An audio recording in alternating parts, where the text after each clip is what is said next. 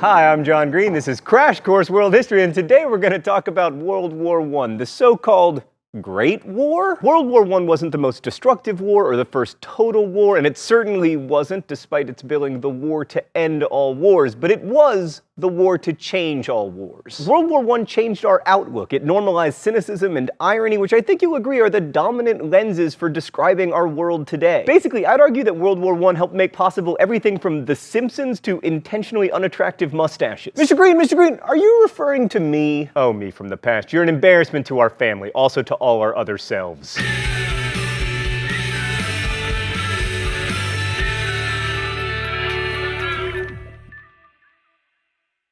Most people think of World War I as a tragedy because it didn't need to happen and it didn't accomplish much except for creating social and economic conditions that made World War II possible. So when we're talking about causes of the war, inevitably we're also assigning blame. The immediate cause was, of course, the assassination in Sarajevo of the Austrian Archduke Franz Ferdinand on June 28, 1914 by a Bosnian Serb nationalist named Gavrilo Princip. Quick aside, it's worth noting that the first big war of the 20th century began with an act of terrorism. So Franz Ferdinand wasn't particularly well liked by his uncle, the Emperor Franz Joseph. Now that is a mustache. But even so, the assassination led Austria to issue an ultimatum to Serbia, whereupon Serbia accepted some, but not all, of Austria's demands, leading Austria to declare war against Serbia. And then Russia, due to its alliance with the Serbs, mobilized its army. Germany, because it had an alliance with Austria, told Russia to stop mobilizing, which Russia failed to do, so then Germany mobilized its own army, declared war on Russia, cemented an alliance with the Ottomans, and then declared war on France because, you know,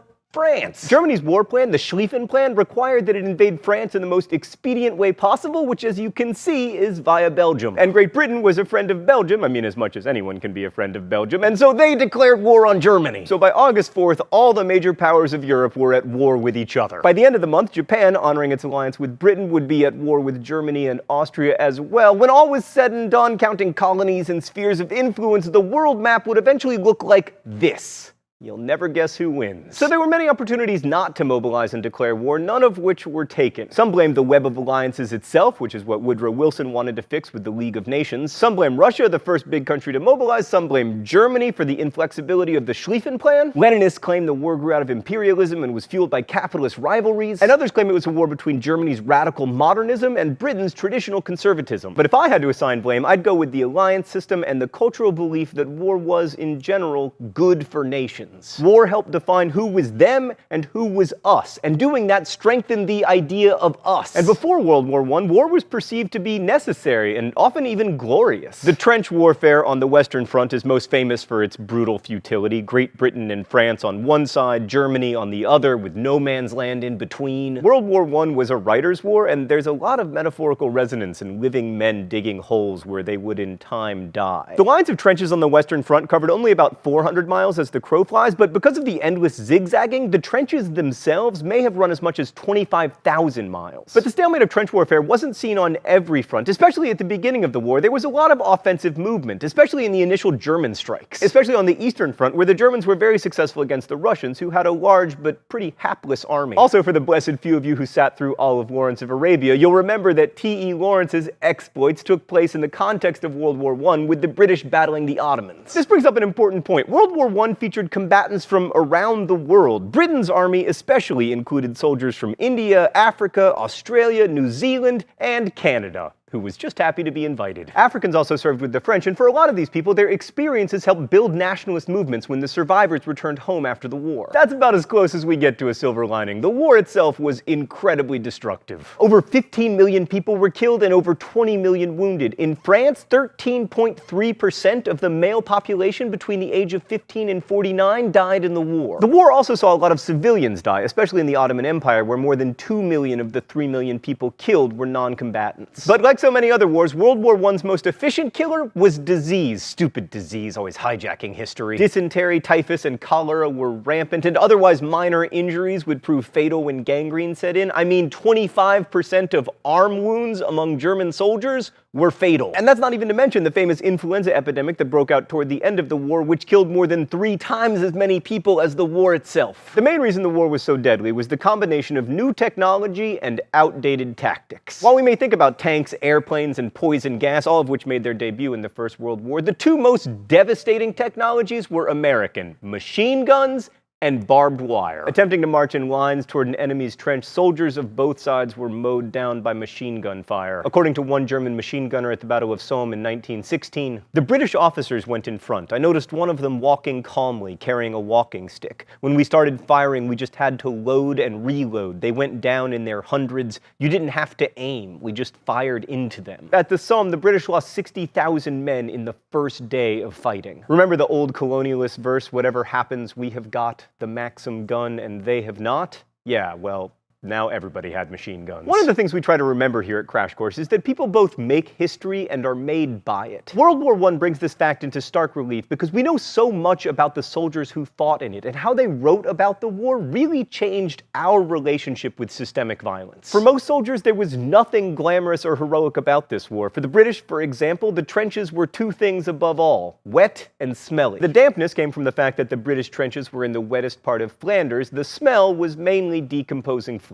Nothing glorious about that. On the upside, soldiers were at least rarely hungry, and there was a lot of food from home, which is worth underscoring because it reminds us that home wasn't very far away. Even for the British, at their closest, the front was only 70 miles from England. They could read newspapers from London one day later than Londoners could. While going over the top— Stan, no puns in this episode! Right, while going over the top of the trench to cross no man's land and attack the enemy trench is what lights our romantic imagination, most soldiers' lives were dominated by the fear of shelling. According to a journal published by French soldiers, there's nothing more horrible in war than being shelled. It's a form of torture that the soldier can't see the end of. Suddenly, he's afraid of being buried alive. The man stays put in his hole, helplessly waiting for, hoping for, a miracle. Although soldiers then, as now, lived under conditions it's difficult to imagine, there was more than the threat of death to distress them. According to German officer Ernst Junger, it was not danger, however extreme, that depresses the spirit of men so much as over-fatigue and wretched conditions. And for most soldiers, especially the British and French, the pay for their efforts was pitiful, so why did they even keep fighting? Duty, nationalism, loyalty to comrades, and fear of being shot for desertion all played a role, but so did alcohol. As one British medical officer said, "Had it not been for the rum ration, I do not think we should have won the war." Ernst Junger also remarked on the propensity of soldiers to drink their troubles away. Though 10 out of 12 had fallen, still, the last two, as sure as death, were to be found on the first evening of rest over the bottle, drinking a silent health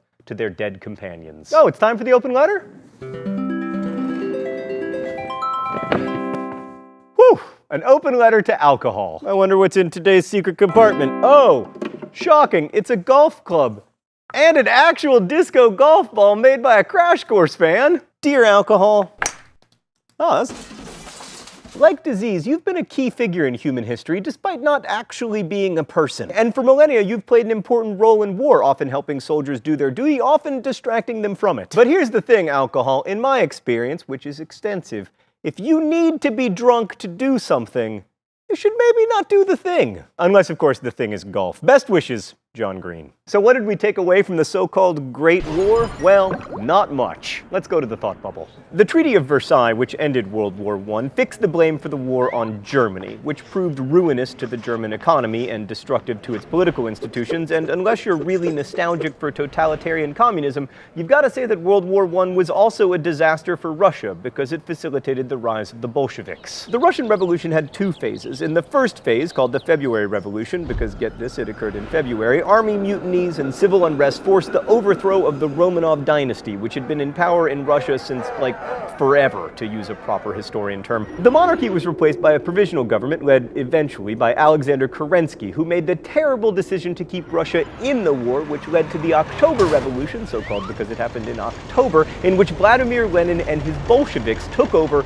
famously promising the Russian people peace, bread, and land. To which the Russian people responded, "Hey, you just named three of our favorite things." Lenin's first big achievement was signing a separate peace with Germany and getting Russia out of the war, which was helpful to him since he needed to fight a civil war that wouldn't end until 1922. This might have helped Germany too, except the US entered the war on the side of the British and the French, which led to another outcome of the war: increased geopolitical influence for the US. The US was already becoming a major economic power, and being able to avoid the destruction and loss of manpower associated with World War I certainly didn't hurt. The war helped catapult the US from being a debtor nation to a creditor one, and Wilson's leading role in negotiations at Versailles, even though he didn't actually get what he wanted, made America a big player on the world stage for the first time. Thanks, Thought Bubble. So just so we don't get completely Eurocentric, another major outcome of the war was the end of the Ottoman Empire and the emergence of the nation-state of Turkey. The rest of the world saw some change too, but not much for the better. In Africa, Britain took Germany's colonies, and even though Indians fought and died in a higher percentage than Americans in World War I, India didn't gain any real autonomy. All these terrible outcomes led to a general sense of disappointment in literary circles, and this feeling of pointlessness and cynicism was expressed by the writers of the Lost generation. It was a war full of loss. Millions of people were lost, traditional ideas of war's nobility and heroism were lost as well. I mean, what is heroism when you're just sitting in a trench waiting to be blown up? And after World War I, war might be necessary, but it would never again be glorious. We see this shift in the writing and art that emerged from the Great War as artists transition from Romanticism to modernism. Think of Hemingway's The Sun Also Rises, which is about a man rendered not noble but impotent by war. The dark, cruel irony there that you go to war to become a man and then war takes away the organ often called your manhood,